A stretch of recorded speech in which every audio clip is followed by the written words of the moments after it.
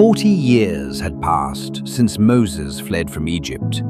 He was no longer a prince living in Pharaoh's palace. Now he was a shepherd, quietly caring for the flock of his father-in-law, Jethro. Day after day, Moses lived a simple life in the wilderness. But one ordinary day, everything changed.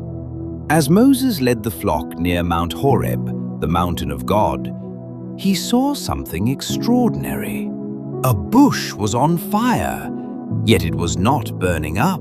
Moses said to himself, "I will go over and see this amazing sight. Why isn't the bush burning?"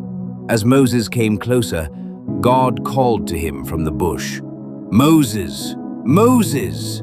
And Moses answered, "Here I am." Then God said, "Do not come any closer. Take off your sandals, for the place where you are standing is holy ground." God continued, "I am the God of your father, the God of Abraham, the God of Isaac, and the God of Jacob." When Moses heard this, he covered his face because he was afraid to look at God.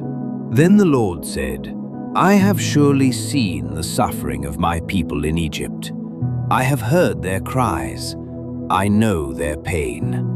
And I have come down to rescue them and bring them into a good and spacious land."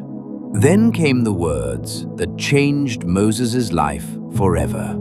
God said, "So now go. I am sending you to Pharaoh to bring my people, the Israelites, out of Egypt." Moses was shocked. He replied, "Who am I that I should go to Pharaoh and bring the Israelites out of Egypt?" God answered, "I will be with you." But Moses still had questions. He asked, "If the Israelites ask, 'What is his name?' what shall I tell them?"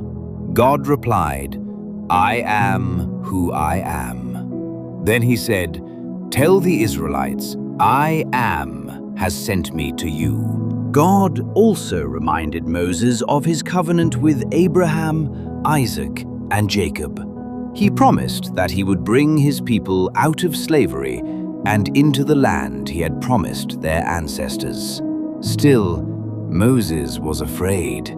He wondered if the people would believe him, but God was preparing him for the greatest mission of his life. The shepherd of Midian was about to become the deliverer of Israel. Exodus chapter 3 reminds us that God often calls ordinary people to accomplish extraordinary purposes.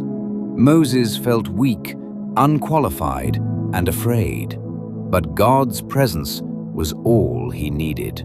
When God calls someone, he also gives them the strength to fulfill his purpose. But Moses still had doubts. How would God convince both Israel and Pharaoh that he had truly sent Moses? We will find out in Exodus chapter 4.